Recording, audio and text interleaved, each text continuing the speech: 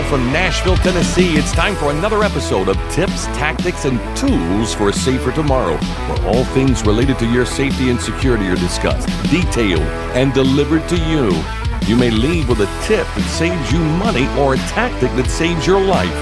So here are your hosts, owner and founder of Defense Systems, Brink Fidler, and owner and operator of Herring Technology, Tom Herring. Hey guys, welcome to this edition of Tips, Tactics, and Tools for a Safer Tomorrow. As evidenced by the obvious intro, I'm Brink Fidler, owner and founder of Defense Systems, and host of this podcast along with my co-host and founder of the podcast, Tom Herring, owner and operator of Herring Technology. So as we live in these crazy times, there's a lot to talk about in the safety and security world. And a lot of institutions have issues with safety and security, no matter what kind of institution it is, whether it be a private corporation, a private business, a school, an elementary school, or bringing us to our guest, higher education. With us today is Paul Marshall. Paul is the Director of Facilities Planning for Tennessee Higher Education, and has been, along with the Executive Director Mike Krause and Patty Miller, with Tennessee Higher Ed, they've really been kind of taking the reins on the safety and security front, and doing it in a way that it really makes their division appropriate to do it, because a lot of safety and security can obviously be implemented through planning and through facilities planning, and but they're really taking a lead on it, and it's pretty awesome, all the stuff they're doing. So, Paul, welcome. Thanks for being here. Thanks for having me. Yeah, and thanks for the bosses for letting you come. So, bosses, shout out, thanks. There's a lot you guys are doing, and we could talk about it for hours.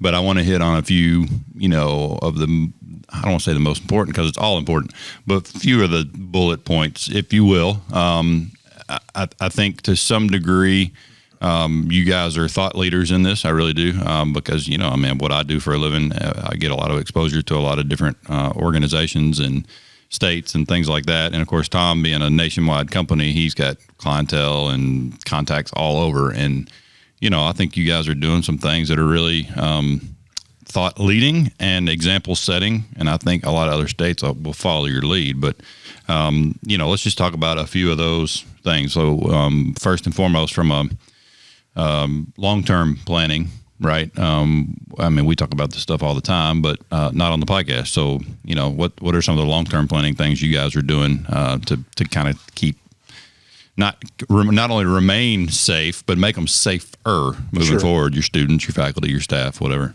So let me, I guess, kind of preface that with sort of the way this works, right? So each individual campus is technically responsible for their own, safety, security, procedures, implementation, everything all the way from, finances all the way up. So what the Higher Ed Commission does is we sort of, at least the capital planning group, we will help to advise and to, help kind of with planning and capital planning, budgeting, things like that. But then when it comes to the security side of things, where each campus sort of is responsible for themselves, or each institution, like if it's the UT system, they're responsible for themselves.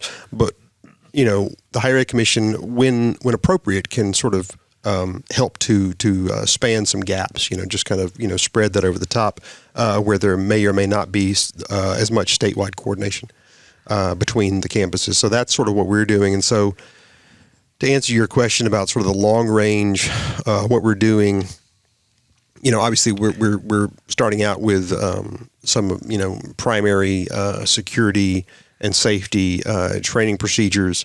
We're looking at and starting very soon a full statewide program for campus security assessment. So each campus, regardless of size, will, by the time my process is finished, every campus will have received a full security assessment utilizing, proper crime prevention through environmental design and other criteria, metrics to make sure that on all hazards approach sort of thing, not just security, not just, intrusion protection or access control or whatever, but that we take all hazards approach to whatever might be, so that, because the nature of a campus is that it acts as this city within a city. Sure.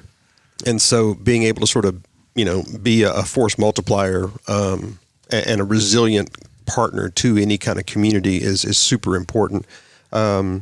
So by conducting that long-range safety and security assessment, validating emergency operation plans, doing that sort of thing is some of the things that I've got kind of looking out, 12, 24, 36 months of doing this sort of validation and cross-state exercise. Job security is what you're after. Long-term job security, right? I'm just here for the citizens, man. I'm just here for the citizens, the students, the faculty, staff, and everyone, and just to make sure that that Tennessee is as safe and rock solid as we can be in a 360 threat, vision. Amen. Well, you hit on the all hazards approach. I want to hit on that real quick. We don't talk about it a ton, but we do. Active shooters are terrible, right? Active shooter events are horrible. They're horrendous. They traumatize people. They cost a lot of lives. They do a lot of horrendous long-term damage, and they are terrible. But you're also more likely to get struck by lightning than you ever are to live through an active shooter event. So I don't fearmonger when I do my stuff. It's just an education thing. We're in Tennessee. You're far more likely to have a tornado hit your campus, which we've had happen, right? Or we also have CSX running all through the country, right? Running hazmat materials everywhere. You're more likely to have a tornado, a hazmat spill, something like that. So people, don't get me wrong, active shooter is important. Obviously, I make a living doing that. And you and I both know this, but I want people to understand that the all hazards approach, and most people take it. Most well-organized institutions, I guess, Tom, you could correct me if I'm wrong, but most well-run organizations do focus on an all hazards approach, do they not? As far as your experience? What we've worked with definitely has been the case. You mentioned the assessment and the planning, and that's where that all comes in. It makes our job much easier with technology to go in and you have a broad-based assessment to know what the all hazards approach is for us to be able to put the technology in. It's been backwards forever. It's whatever media jumps up and hypes at that time. Oh, let's run by this. It's reactive. Yeah, it's reactive. Let's go by this. Let's go by this. Well, guess what?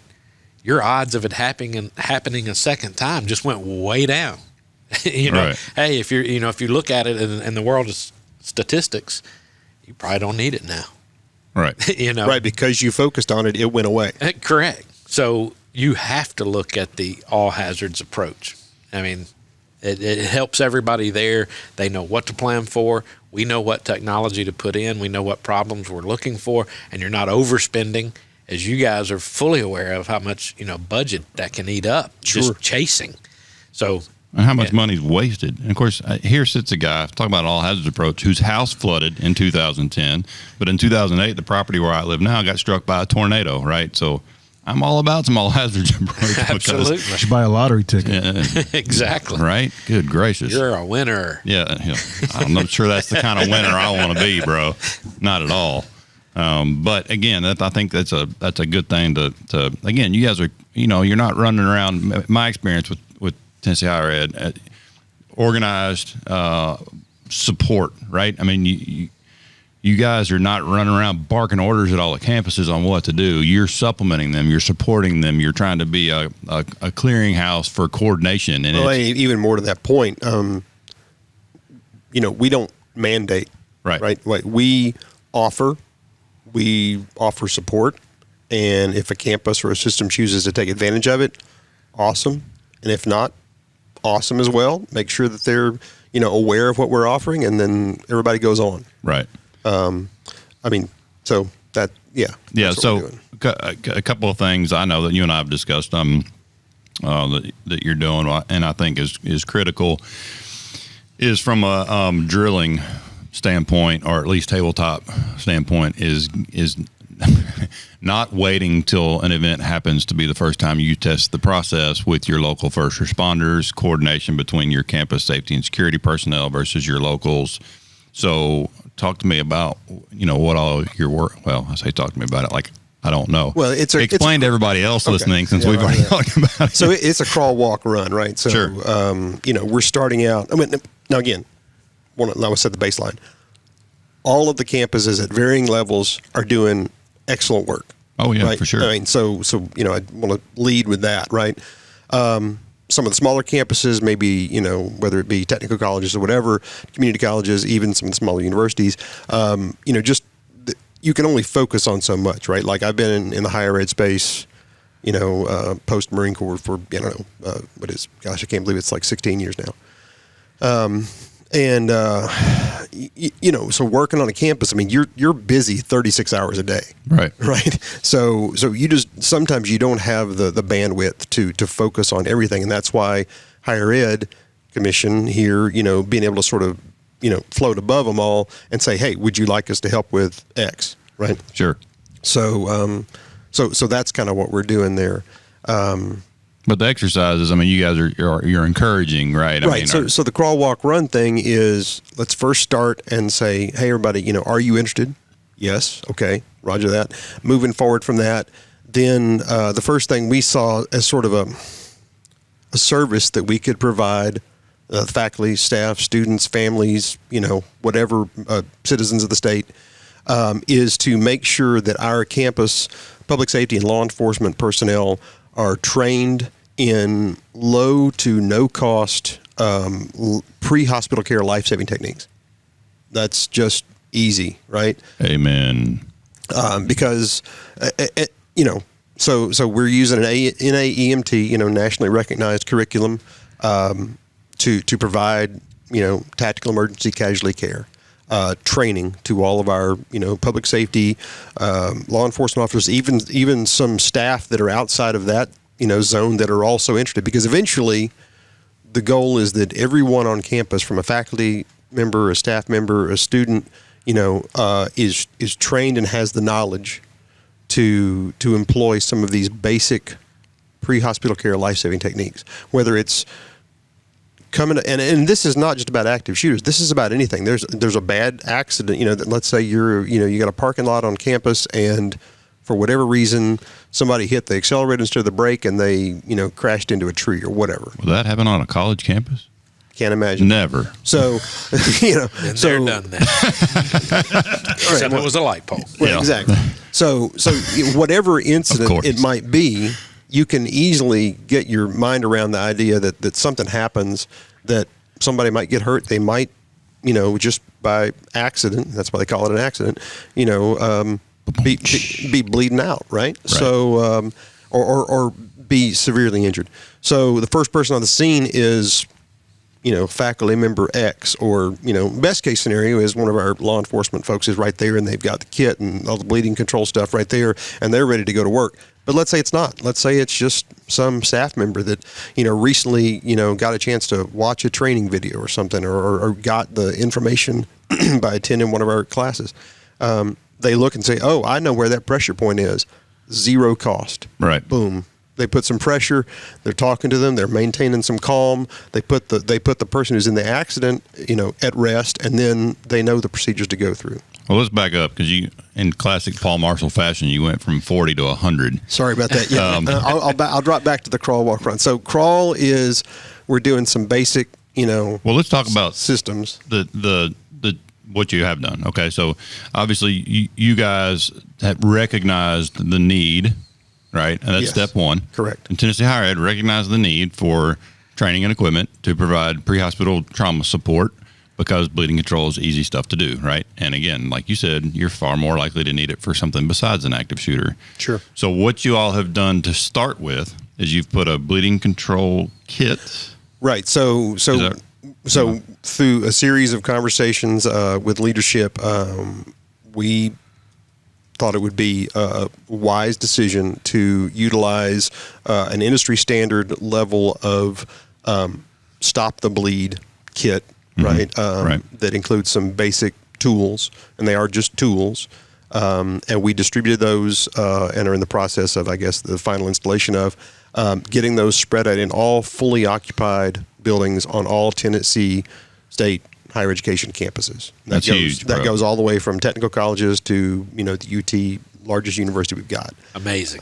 That's huge. That is. I'm telling you, I can't say this with certainty, but I think y'all are leading on that. I really do. as far as Tennessee is concerned. But even if you're in second or third place, that's okay too. That's big. I mean, you say it with such passing, like, yeah, that's what we're doing, but I mean, y'all need to own. I mean, that's big. It's not going to be long, bro. It is not going to be long before they have a save. I mean, y'all have that many people, right, and that many things that could happen on a college campus, like this young wild animal Tom when he was in Harding University, where all the good kids go, apparently, right? Absolutely, we're going to heaven. Well, amen. You are, brother. Amen. Yeah, we were rabble rousers at Lipscomb, so That's right. Yeah. But I think that's big. So y'all are doing that, and then most people don't know what tactical emergency casualty care is. You and I do, but you want me to break that down? slow down and tell people what you're doing for this. It's not just the campus cops; it's campus safety and security personnel. So, and correct. Like you said, we what did you tell me? Facilities personnel and some other folks, right? I mean, so what are y'all doing? What is that? So tactical emergency casualty care is, like I said, it's an NAEMT recognized curriculum to teach. People may not know what NAEMT is.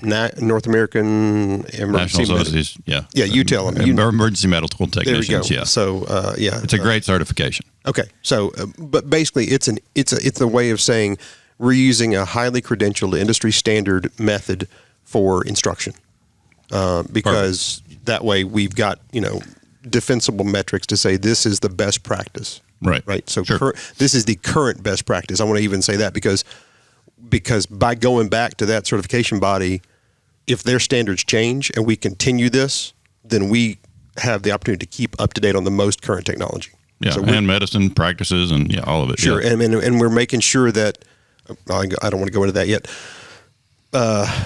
Tactical emergency casualty care is teaching basic use of tourniquets, pressure points, wound packing, basic wound packing, chest seals, if possible, because obviously attention pneumothorax, a hole in your lung through out into the atmosphere, is a bad thing, and that could happen from anything, right? It's not just a gunshot wound; it could be any number of things. So that's the primary basics of what that training covers.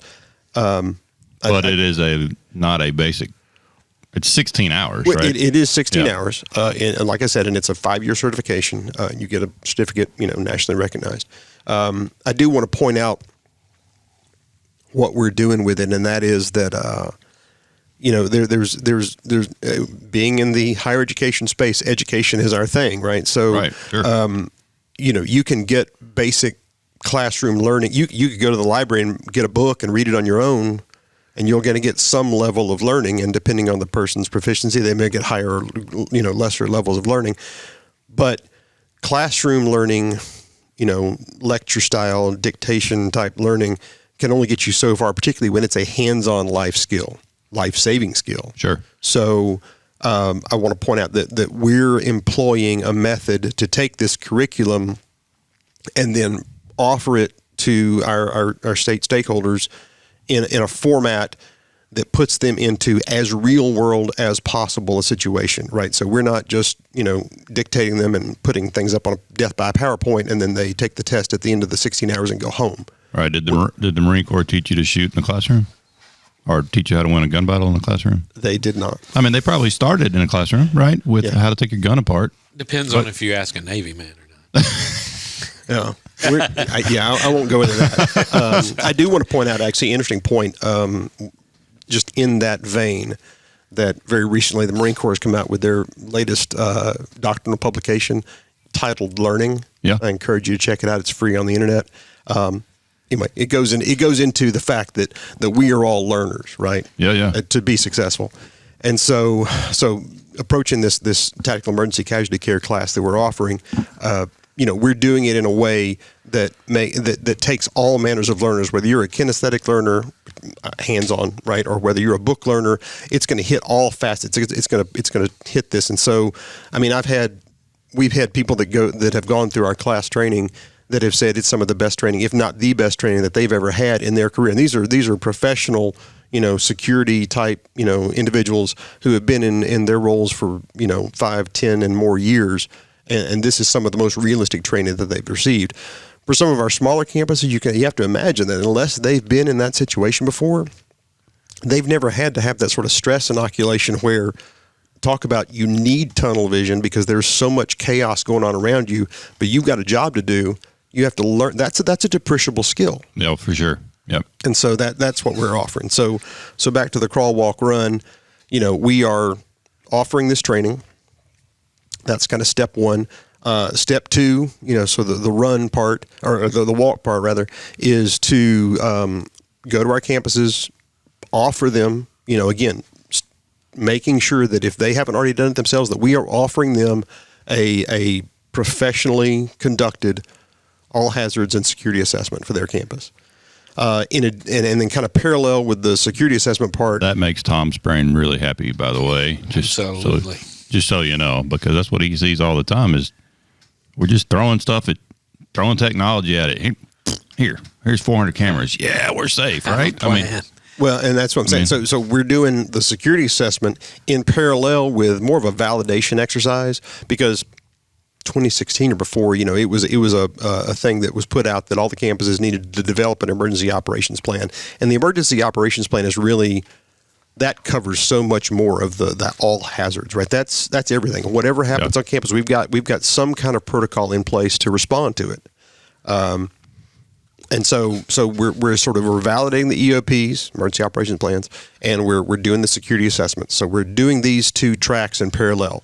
When I get to the point that I have either critical mass or all campuses, and I say we, THEC, when we have all campuses that can roger up and say, yes, we've conducted both of those, then the run part of this is what you were talking about is I'm proposing that we assemble a group of subject matter experts, fire, law enforcement, EMS, communications, emergency management facilities. Yep. Right. So obviously, in addition to my prior training, I'm a licensed architect and maintain that licensure, on an annual basis so that there's professional licensure and credibility that goes along with some of the things that I propose. Sure. So facilities individuals, physical plant directors, whatever this subject matter expert group becomes, and it may flex depending on the size of the campus or the type of campus. And the geography and region of the campus too, right? Like Memphis is very different than Johnson City is very different than, Dyersburg versus Clarksville versus Chattanooga. You've got very different sort of geographies, densities, urban, rural, semi-urban, semi-rural, whatever. Access to trauma centers. Sure, absolutely. Yeah. What's your response time in one may be very different than your response time in another. For sure. So the run part of this is taking all that we've learned, getting this group together, and then with now again with buy-in from each campus. So again, no mandate here whatsoever, just offering this that each campus can say, yeah, we'd like you to come with your group and get with our folks, and we'll do a tabletop exercise. And we'll talk about, what works and what doesn't, and we'll test some things out. My prior training as a, infantry communicator, I want to see that. I want to see how communications work between local EMS, local law enforcement, local fire, and all the resources on campus. I can tell you from experience being a retired law enforcement officer, it is terrible. There's plans for it. But most jurisdictions, and I think that's what this is about, right? Because what you're going to find, and you know this, it's not great most places right now. And they may or may not know that. They have their, this incident command system and all that fun stuff that we had to go through training on. And you talk about snoozer, bro. Good Lord. And a lot of times all that goes out the window, as does a ops plan or whatever else. But you and I both know, and Tom certainly knows this being a business owner, communication numero uno, right? You've got to be able to get information to the right people to solve the problem. So that's huge. Well, I think what you said on the right information, like information overload isn't good either. It's terrible. So you have to be able to parse out and everybody that's going to be involved needs to be involved so that they have some idea of what, and there's some kind of, whether it's an SOP that gets developed or whatever, again, this is going to be on a campus by campus basis. But the idea is to get that level of sort of, and also the other thing too is let's be honest, we're all humans, right? So if you run up on a critical incident again, could be any kind of thing. Imagine, that would happen. But you come upon it and you meet people that are, whether they're campus individuals or whether they're local, providers of services. If you've never met them before until the time that everything is blowing up, metaphorically speaking, that's not the time. That's not the time to meet them. So if we can offer another, again, as a way of offering this to the state, right? This program saying, we'll come to your campus, we'll conduct a tabletop exercise in a very, low stress to medium stress environment, and let things get worked out there. Yeah. And you meet your local providers, and you meet your local fire chief or your police chief or whatever it is. Right. Or you meet the campus police chief, which, we've got a lot of buy-in from them. That occurs, right? And maybe there's other, agencies that come in or whatever, but that's the idea, is that, so that's the crawl, walk, run. And then the run, obviously when we're finished with that, it's not done. We just kind of, it's the OODA loop, right? Yep. We're going to reorient and, we're going to, look at our next one, and then continue to improve our position. Personnel is going to change all across the board, whether it be at the university or the technical college or the police department or the fire department or whatever else. So, yeah, I think that's huge. And again, y'all play such a good role as facilitators, not dictators. That's what y'all are doing. You're facilitating support and training and all that stuff. Of course, I'm very huge component of bleeding control and tension pneumothorax training. Obviously, extremity hemorrhage is the number one most preventable cause of battlefield death, and tension pneumothorax is number 2. And both of those we can fix pretty easily. And of course, you and I both know this, and Tom knows this now, and Jim knows this now from listening to me, and most people on this podcast have probably heard it now. But the fact that you guys are getting not only the equipment to your folks, but training to not just your cops and soldiers, but your faculty and staff as well, I think is huge. And it's not going to be, what do you have, 40-something thousand-ish people? I'd say at least. Yeah. So, do some, and that's just faculty and staff, right? Do some quick math on how long it's going to be. We've already, as far as our training goes, we've already got one of our clients already has a save under their belt, right, from that training. That's how do you put a price on that? You don't. But that covers it all right there. The TECC class you talked about, the comment I heard through the grapevine from a retired SWAT operator from a large city was it's the best training he had ever been through as far as realism and takeaways and all that. And, he's a retired SWAT guy. So that's pretty impressive. Yeah. I want to jump, because I don't know that everybody understands the training level that you're talking about. Mm-hmm. You guys have seen it, you've done it, but for everybody else, I've watched this, and you're talking about an active scenario within a building where something's happened. Could be tornado, could be any type of mass casualty, event. You guys are, there's smoke, there's flashing lights. It's as live as it gets. People yelling, people screaming, gunfire, blood. Which, for a lot of people, they're out at that point. Literally, the people that walk up, see blood, they pass out. So, see, we can't have the individuals that have volunteered to go through this class. We can't have them at that point, and most of them, almost all of them, probably are not going to be at that point. But like I said, we don't come into this world with those skills. They're developed. I guess at greater and lesser degrees, our context and our upbringing has something to do with it. But Tom was a natural born killer. I'm just saying. When he was born in Mississippi, he was born to kill. Primarily, FBI was aware immediately. Primarily deer and ducks, but it started with a Daisy BB gun in Robbins, which that's totally wrong to do now. I understand that from all of our environmental friendly people out there. Yes, Tom. We all grow up and learn. Yeah. So Tom's the exception. But anyway, you're right. We're not born that way. So we're not born that way. So it's a skill, and it's a continual skill. I've had this training for, I don't want to say how long, more than 20 years. And every time I go through it, it refreshes, oh, that's new, or, oh, I remember that, or I could get better at that, or, oh, I need to turn this way versus that way. Yeah. It's a continual skill. It's like whatever you do in your daily life, you get good at it because you do it all the time. And Paul, you mentioned earlier the communication, and we were able to go out to Vegas, soon after the incident occurred out there, which brought a lot of light to lack of communication amongst the organizations, just the total chaos that you are not prepared for. Now, if you're in the military and combat and all of that, yes, you may be. But for everybody else, we are definitely not prepared for that. But one of the biggest takeaways when we went out there and actually went over, to the new fairgrounds to where everything's going on now and met with them, we happened to be there on a certain day of the week. And they had a standing meeting that day at a certain time with every organization that's in the emergency response, down to, the water and light facilities. People do not take Absolutely. that into account. The fire department, all the medical, every one of, and that was still going on nearly a year after, once a week. That was not in place prior. But No. they meet, every week to do it. So the recurring part is there. They know what's going on at that time within the city, where the potential risks are. And I'm sure that's something you give, to the schools as well, to encourage them.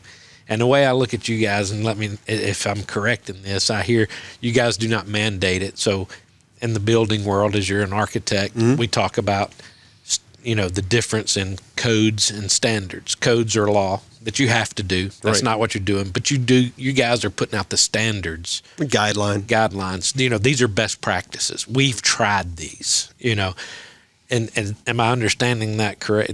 Is that? I don't know if we're like putting it quite that formalized, but we're definitely having, and it's a conversation. It's a collaboration. It's between each of the campuses and each of the chiefs and all the facilities folks, of like working together. Gotcha. So that there's a consensus from the outset, right? There's never a sense of, we're being told to or X, Well, much like Tom, you have the same problem. Y'all don't brag enough. And so I'm going to brag on you because I know a lot of the stuff y'all are doing. And you are absolutely leading the way, but you're not mandating. You're right. Y'all are leading the way and providing. And people are jumping on it. I mean, people are the response that I've seen, I talked to the chiefs. I talked to all of them. And they're jumping on it and they're loving it. And y'all are doing it's just Tennessee Higher Ed, I think, is taking a position that is kind of new, right? As far as, we're going to support you and blah, blah, blah, blah, blah, and facilities people. And we're going to help you plan your beautiful campus. But you guys are really taking it to the next level of saying, we're not just going to support that. We're going to support life safety and security on these campuses because I say all the time, we live in a dangerously developing world, and it is an absolutely dangerously developing world, but it's not any more dangerous for tornadoes now than it was 20 years ago. So you guys are really jumping in there into a space. It's a void that you guys are filling. You really are. I don't, again, y'all aren't going to brag on yourselves enough, so I'll brag on you for you. But I think that's big. I think Executive Director Krause is like he's a military guy, so you guys y'all aren't scared to lead, and it's refreshing, to be honest with you. I just don't think most people know. I don't think most higher education places have taken this leap. I think more will. I think you guys are carving out. I hope, right? You and I both do. Right? Sure. I think with our current context in the country and the world, it may change response. Certainly, probably add some facets and perspectives to the emergency operations plans that may or may not have been in place before. But again, this is just trying to be as responsible as possible. Trying to say, we're offering this from leadership down. We think that this is probably a good idea. And if you want to take advantage of it, great. And the result has been people are taking advantage of it, which is fantastic. And I think, again, y'all are doing a killer job on it. I think it's big. And obviously I appreciate your time today. I know you're a busy guy, very busy guy. Obviously, if you weren't busy, you'd go insane. We all know that about you so far. But I appreciate, leadership and Patty and Mike being able to say, yeah, by all means, go talk to those guys and share what y'all are doing. 'Cause I think it's critical. You've been in the, this is really throwing you a compliment, higher education space. I need to say that carefully, I guess. But as far as, what you, Tom, do as what you provide. I mean, you've been on all this. You've been right in the middle of doing all this. And have you seen this from any other organization? No, and matter of fact, as a business, it's so welcome to us. I will tell you, don't call us until you've been to the Tennessee higher education, training, and understand what you're asking us for. We do not like even working with people until they have been through your curriculum, anybody else's curriculum, but they have a plan before calling us. Yeah. And if they don't have it, they can call us, and the first thing we're going to tell them is you need a security director or somebody to come in and take a look at what you're doing and get an overall plan. Yep. Because we're just going to be wasting money if you do not have a plan of how you're going to use what you get. Right, and that's to kind of close with that. That's the whole intent behind this whole thing, is that we use best practices gained from all facets, 360 degrees, to find out what the best way is to assess what we need before spending a dime. Well, right, and you're being good stewards of our money. Right, the citizens. I mean, that's huge, though. I mean, I think people need to know that, because there's a lot of talk about government waste, and good God, there's a lot of government waste. But that's exactly what y'all are doing, is you're being conscientious about it and not wasting the people's money and spending it where it counts. So kudos to you. And I really appreciate you coming on today. This is good information. I think more people need to know, and I think more people need to really copy, to be honest with you. So, guys, that's it for this edition of Tips, Tactics, and Tools for a Safer Tomorrow. Thanks for listening. You can always reach out to us at tipstacticstools.com, or we're also on Facebook and Twitter. I'm out. That's Tom's signature. Yeah, I'm out. He's done it. Really, since day one.